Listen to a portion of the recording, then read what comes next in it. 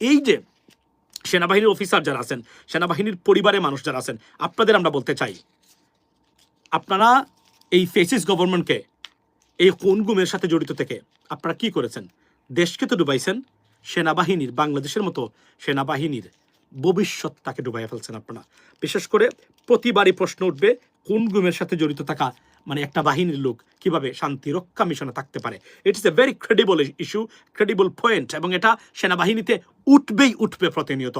আমি আপনাদেরকে I can bet on that, এটা উঠবে, কারণ এরা জড়িত, র্যাবের এরা। আপনারা জানেন জাতিসংঘ থেকে পিস কিপিং মিশন থেকে পুলিশের ইউনিট, বাংলাদেশি পুলিশের ইউনিটকে তারা প্রত্যাহার করেছেন, দেশে নিয়েছেন। This is another bad news for Bangladesh. আজকের খবর, ইফ দিস খবর is this news is true, আমি আবার বলছি এটা ব্রেকিং নিউজ দেব।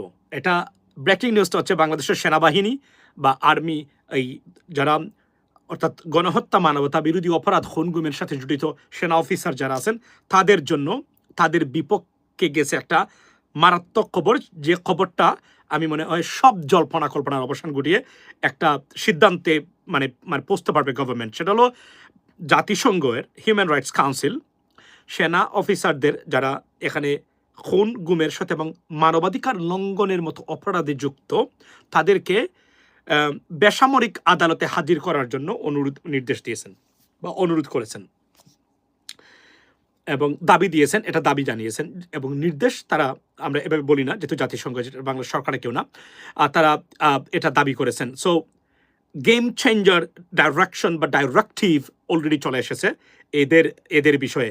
সো এটা একটা মারাত্মক ধরনের খবর কিন্তু এই মুহূর্তে। সেটা হলো যে বাংলাদেশের বিভিন্ন খুন গুম, মানবাধিকারের বিভিন্ন মানে অপরাধে যুক্ত অফিসার যারা এই মুহূর্তে সেনা হেফাজতে আছেন, তাদের নিয়ে সিদ্ধান্তহীনতায় বাংলাদেশ সরকার এবং আর্মি যারা আছেন তারা একটা বলছেন, বাংলাদেশ সরকার একটা বলছে, বাংলাদেশের মানুষ বা সাধারণ জনগণ তারা একটা বক্তব্য রাখতেছেন। তাদের দাবি হলো মূলত সবার দাবি একটাই, সেটা হচ্ছে যে অপরাধী যেই হোক না কেন তার জন্য everyone is equal before the law. So আইনের চোখে সবাই সমান। যদি এটা হয় তাহলে এটা নিয়ে বিতর্ক চলছিল, তাদেরকে কিভাবে রাখা হবে এসি রুমে সেনা হেফাজতে, যে আপনার এর ভিতরে কারাগার, সেই কারাগারে রাখা হবে কিনা, এটা নিয়ে যখন বিতর্ক এবং যুক্তি চলছে এবং এক ধরনের কন্ট্রাডিকশন অ্যান্ড কন্ট্রোভার্সি, ডিসক্রিপেন্সিস যখন চলছে, সেই সময় জাতিসংঘের এই নির্দেশনা is a game changer. This is over for our military officials বা পার্সোনাল যারা আছেন তাদের জন্য।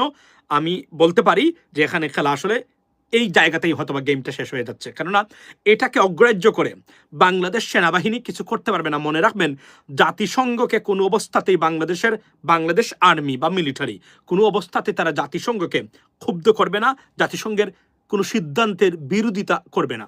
এখন যেটা হলো সেটা হলো এখানে দুটো ঘটনা ঘটেছে এখন এই মুহূর্তে। নাম্বার ওয়ান, সেটা হচ্ছে সেনাবাহিনীর প্রধান যিনি, উনি একটা জায়গাতে এখন মুক্ত থাকতে পারবেন। সেটা হচ্ছে উনার উপরে যে প্রেশারটা ক্রিয়েট করেছিল সেনাবাহিনী বা সেনা অফিসারদের, তাদের পরিবার প্লাস তাদের যে একটা বলয় আছে, তারা সেখান থেকে হয়তোবা সেনাবাহিনীর অফিসার মানে সেনাবাহিনীর প্রধান যিনি যেন ওয়াকা সাহেব, উনি কিছুটা রিলিফ পেতে পারেন যে আমি চাই কিন্তু জাতিসংঘের নির্দেশ আমাকে মানতে হবে, রিকোয়েস্ট আমাকে রাখতেই হবে এবং বাংলাদেশের জনগণ। সুতরাং বিশেষ করে জাতিসংঘ এই জায়গা থেকে কেউ হাত দিবে না, কেননা জাতিসংঘ is one of the part and parcel of bread and butter of the Bangladeshi military বা বাংলাদেশ আর্মি, যাই বলি না কেন আমরা। সুতরাং তাদেরকে কেউ মানে কোনো অবস্থাতে ক্ষুব্ধ করবে না, I can tell you that. So এই মুহূর্তে ব্রেকিং নিউজ যারা এখন যোগ দিলেন এই লাইভে, দ্য নিউজ ইজ দ্যাট জাতিসংঘ বাংলাদেশের সেনা হেফাজতে থাকা বিভিন্ন অপরাধের কারণে সেনা হেফাজতে থাকা অফিসারদেরকে বা আর্মি পার্সোনাল বা আর্মি অফিসার্স বা সেনা কর্মকর্তা, সেনা অফিসার জেনারেল যাই বলি আমরা, তাদেরকে বেসামরিক আদালতের কাছে হাজির করে বিচার প্রক্রিয়াকে সহযোগিতা করার জন্য মানে অনুরোধ জানিয়েছে। This is a game changer request এবং it will change almost everything over there, ladies and gentleman. এটা হচ্ছে আমার বক্তব্য এই জায়গাতে। সো এখন আর এটাতে কোনো কিছু করার নাই এবং দেখারও কিছু আছে বলে অন্তত আমার কাছে মনে হচ্ছে না। আমার কাছে মনে হচ্ছে যে এই জায়গাতে খেলাটা এখানে শেষ করে দিয়েছে জাতিসংঘ। সো ব্যাড নিউজ, যারা চেষ্টা করেছিলেন এবং জাতিসংঘের, এবং এই ক্ষেত্রে আমি মনে করি যে সেনাবাহিনীর প্রধান he just got relieved from a serious and immense pressure created by the army officers family and other generals, because তারা চেয়েছিলেন যে যে কোনভাবে হোক তারা এটাকে রাখতে, ভবিষ্যতে তাদের উপর যদি কোনো খড়গ আসে তারাও যেন এই সুবিধাটা নিতে পারেন, একটা প্রেসিডেন্ট তৈরি করতে বা সেট আপ করতে তারা চেয়েছিলেন মূলত in this regard, ladies and gentlemen. But look like United Nations intervened in this process, and this intervention cannot be rejected or refuted by the Bangladeshi military. So game is over, right? Let me move on to my আমি এই বিষয়টাতে আমরা আরো একটা live করবো আমি আমার সময় থাকলে। সেটা হচ্ছে যে চাকসুর নির্বাচনে শিবিরের জয় জয়কার দেখা যাচ্ছে, এবং ছাত্রদল ভালো করতে পারে নাই এই নির্বাচনেও ডাকসুর মতো, এবং যদিও ছাত্রদল বিভিন্ন ধরনের অনিয়মের অভিযোগ এনেছেন। আমরা বলতে চাই চাকসু কর্তৃপক্ষকে প্রত্যেকটা অনিয়মকে যেন মানে একদম সিরিয়াস স্ট্যান্ডার্ড বজায় রেখে এটাকে তদন্ত করা হয়, কেননা এটা একটা কনসিকুয়েন্স আছে। আমরা চাই এটা যেন বাংলাদেশের মানুষও বুঝুক যে সত্যিকার অর্থেই আপনার চাকসু বা চট্টগ্রাম বিশ্ববিদ্যালয়ের ছাত্রছাত্রীরা তাদের জনপ্রতিনিধি ভোটের মাধ্যমে নির্বাচন করেছে, কোনো ধরনের ম্যানিপুলেশন বা কোনো ধরনের ডিসক্রিপেন্সি ছাড়া। That got to be cleared and got to be established in this regard. So এটা আমরা মনে করি এবং এটা আমরা দাবি জানাই সরকারকে, মানে কর্তৃপক্ষ যারা আছেন তাদেরকে। সুতরাং এখানে আপনারা দেখলেন যে ডাকসুর মতো চট্টগ্রাম বিশ্ববিদ্যালয়ের এই নির্বাচনও খারাপ করেছে Chhatradal. It's is not a good sign, good news for Chhatradal, definitely এটা আমরা বলা উচিত, এবং they have to think about that and they have to I think the process is information, and তারা কি করতে পারে সেটা তারা দেখা দরকার। এখন কি করা উচিত তাদের, এই যে ফলাফল হচ্ছে বিপর্যয়কর ফলাফল, এখন ছাত্রদলের মতো সংগঠন ঢাকা বিশ্ববিদ্যালয় হেরেছে, এখন আপনার চট্টগ্রাম বিশ্ববিদ্যালয়, রাজশাহী বিশ্ববিদ্যালয় কি হবে আমরা সেটা জানি না। আমরা অনেকের কাছে শুনতে পাচ্ছি রেজাল্ট সেখানেও তাদের অনুকূলে নাও যেতে পারে, খারাপ করতে পারে। তাহলে এটার থেকে ছাত্রদলের ভবিষ্যতের জন্য মারাত্মক হুমকি বলে আমি মনে করি এই জায়গাতে। যদিও অনেকে মনে করেন যে ভবিষ্যৎ সরকার ক্ষমতায় আসলে তারা অথবা সরকারি দল হিসাবে সুবিধা তারা পাবেন, বাট এখন তো 2 বছরের জন্য নির্বাচন, সম্ভবত 1 বছরের জন্য। বাট এই যে প্রক্রিয়া যেটা শুরু হয়েছে এই মুহূর্তে, সেটা অবশ্যই আমি মনে করি alarming for Chhatra Dal, ladies and gentleman. So by wait for the result, brother. Yeah, that's what I'm saying. I'm not saying that they already won. I'm saying they did very well in this election. That's what I heard. আমি এই মাত্র check করলাম, আমি যখন আসি, আপনারা দেখেন এই লাইভে আসার আগে আমি চেক করেছি, যদিও অনেকেই রেজাল্ট দিয়েছেন, অলরেডি প্রকাশ করেছেন, এই পেয়েছে সেই পেয়েছে, বাট আমি মনে করি যে we should wait until we get the full results sheet or something like that. So এখানে ছাত্রদল অনেকেই বক্তব্য দিচ্ছেন, তারা অনিয়মের অভিযোগ এনেছেন। আমরা দেখতে চাই বাংলাদেশের ছাত্র এই লেখাপড়া জানা এই ছাত্র সংগঠনের মানে মধ্যে যে নির্বাচন, সেই নির্বাচন কারচুপি হয় না। আমাদের জাতীয় নির্বাচনে আমরা অনেক ডিসক্রিপেন্সিস আমরা পেয়ে থাকি, বা এই জায়গাতে তারা অন্ততকে এগুলো তারা মেনটেন করে, এটা আমরা দেখতে পাচ্ছি। আমাদের দাবি একটাই, নোয়াখালী বিভাগ চাই। আচ্ছা, নোয়াখালী বিভাগ হোক, আমার আপত্তি নাই, কুমিল্লা বিভাগ হলেও আমার আপত্তি নাই, বাট এখন যে বিভাগ চলছে এটাতে আপনারা বিভাগ হলে কে কাকে মারবেন এটা বলা মুশকিল, কারণ সবাই ক্ষুব্ধ এখন যা চলছে এই মুহূর্তে নোয়াখালী এবং কুমিল্লা বিভাগ নিয়ে। আমার মনে হয় না সরকার এটা ঘোষণা করবে, যেহেতু না আন্দোলনে যাচ্ছেন। ওকে, এটা আমাদের সাবজেক্ট না। সো লেডিস এন্ড জেন্টলম্যান, এই মাত্র যারা যোগ দিলেন চাকসু নির্বাচনে, আমরা আপনাদের কাছে জানতে চাই, আমি আজকে থেকে আবার শুরু করেছি অনুষ্ঠান করা। এখন থেকে লাইভ আপনাদের সাথে আমার কথা হবে, আপনাদের সাথে সরাসরি আপনারা আমার সাথে অংশ নিতে পারবেন। আমি সময় ম্যানেজ করতেছি, আপনারা সরাসরি অংশগ্রহণ করতে পারবেন বিভিন্ন লাইভে, আমি লিঙ্ক দিব।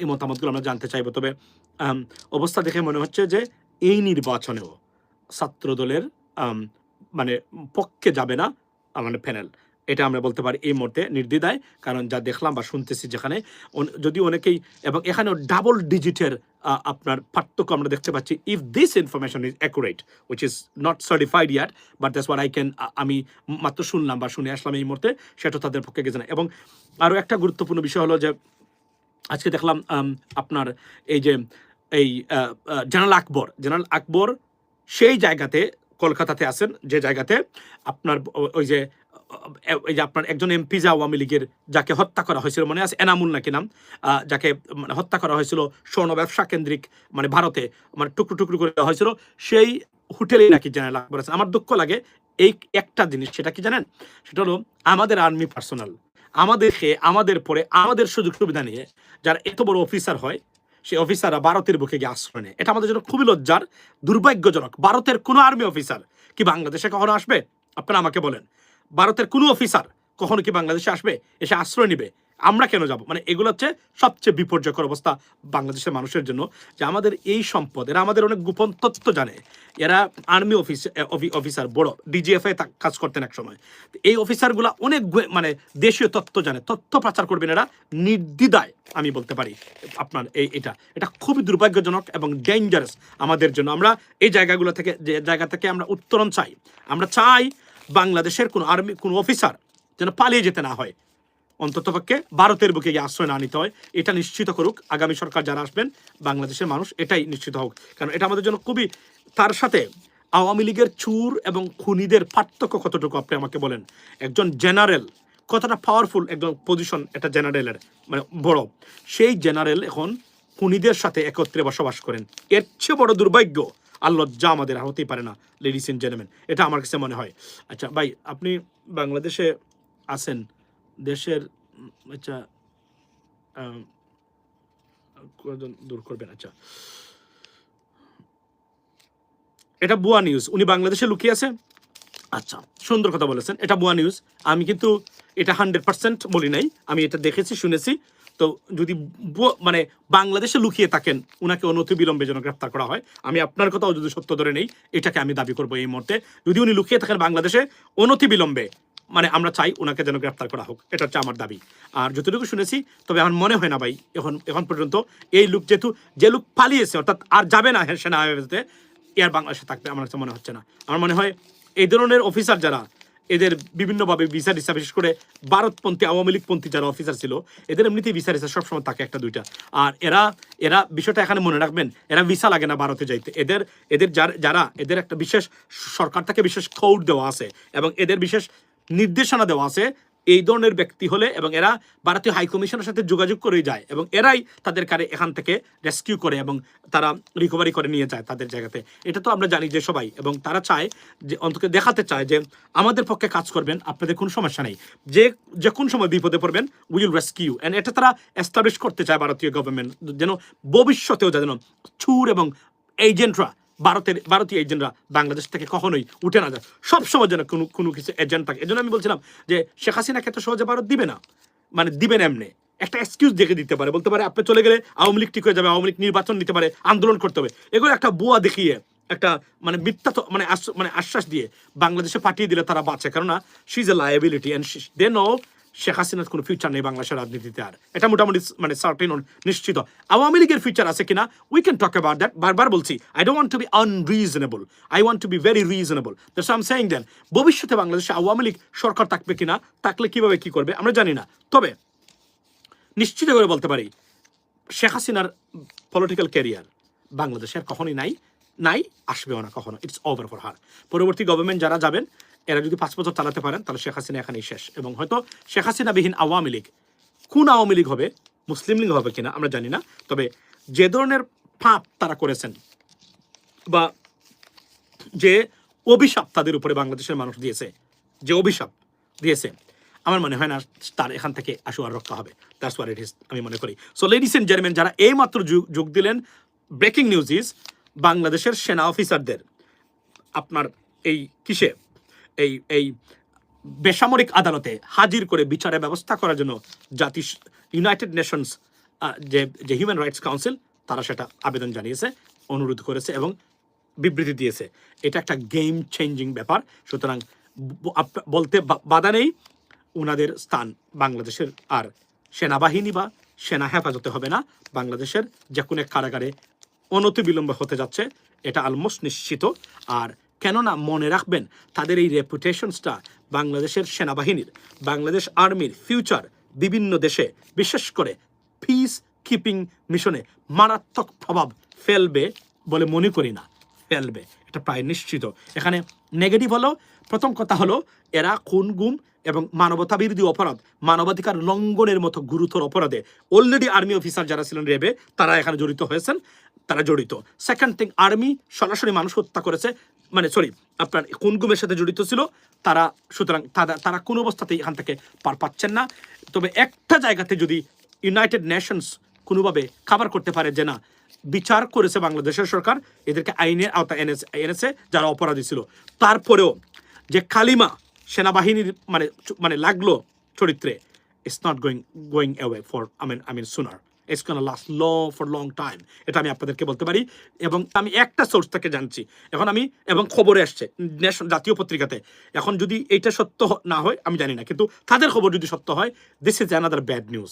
বাংলাদেশের পুলিশের বিশেষ ইউনিটকে জাতিসংঘের পিস কিপিং মিশন থেকে সরিয়ে প্রত্যাহার করা হয়েছে, ব্যাড নিউজ পুলিশের। কারণ পুলিশ সবচেয়ে বেশি অনিয়মে, এবং এই পুলিশের বাহিনী যারা আছেন, আপনাদের উদ্দেশ্য বলছি, দেখেন আপনারা পুলিশের সুনাম তো ক্ষুণ্ণ করলেনই, আপনাদের ব্রেড এন্ড বাটার যে এই সুযোগ সুবিধা ছিল চৌকস অফিসারদের, সেটাও আপনারা ধ্বংস করে দিলেন এখানে আসার পরে। এবং এখন আর্মি আমাদের বাকি, অর্থাৎ শেখ হাসিনা তার মনের মাধুরী মিশিয়ে, আর ভারতীয়রা আমাদের দেশটার প্রত্যেকটা বাহিনীকে আন্তর্জাতিকভাবে তাদের রেপুটেশনস ধ্বংস করে দিয়ে চলে গেল। খুবই দুর্ভাগ্যজনক, খুবই দুঃখজনক। এগুলো আপনাদেরকে দুঃখ যদি না দেয়, কষ্ট যদি না দেয়, তাহলে আপনি বাংলাদেশি কিনা এটা আমার আপনার অন্তত বাংলাদেশ নিয়ে কনসার্ন কিনা এটা বলা উচিত। তবে এখানে এটা কিনা এটা আমার প্রশ্ন, আমি আপনার আমি তুললাম এখানে। অন্তত বাংলাদেশে বলবো না, তবে অনেকে আছে বাংলাদেশ নিয়ে বোধহয় করে না, বিদেশে থাকে আমাদের মতো, কিন্তু অনেকে আছে বাংলাদেশের কোনো কিছু খারাপ কিছু হলে they feel concern, right? But এটা না, এটা আমি নিশ্চিত করে বলতে পারি, that's what it is. So sad, so bad news for Bangladesh, both sides. Good news একটা, সেটা হচ্ছে সেনাবাহিনীর অফিসারদেরকে নিয়ে টালবাহানা করার সুযোগ শেষ করে দিয়েছে জাতিসংঘ, পথ বন্ধ করে দিয়েছে। এই পথ এর বাহিরে বাংলাদেশ সেনাবাহিনীর, বিশেষ করে সেনাবাহিনীর প্রধান যেতে পারবেন না, মোটামুটি আমি নিশ্চিত করে বলতে পারি। কারণ এটা অগ্রাহ্য করার এই দুঃসাহস বা স্পর্ধা কেউ দেখাবে বলে আমার কাছে মনে হচ্ছে না, ladies and gentleman. Second thing, পুলিশের জন্য ব্যাড নিউজ, অর্থাৎ শেখ হাসিনা কি ধ্বংস করে গেছে, একটা জাতিকে ধ্বংস করে গেছে, প্রত্যেকটা প্রতিষ্ঠানকে ধ্বংস করে গেছে তার নিজের ইচ্ছা মতো। আর এখন উনি হুমকি দিচ্ছে আবার আসবে, এসে বাকি যারা রয়ে গেছেন সেটাও শেষ করবে, ধ্বংস করে জবাই করবে, মানুষকে হত্যা করবে। এটাই তার প্ল্যান, এবং this is what exactly she is planning for right now. এবং এখানে যুক্ত হচ্ছেন আমাদের কিছু প্রবাসী এবং আমাদের কিছু বাংলাদেশি। এবার আমি সিলেটের মানুষ, সিলেটের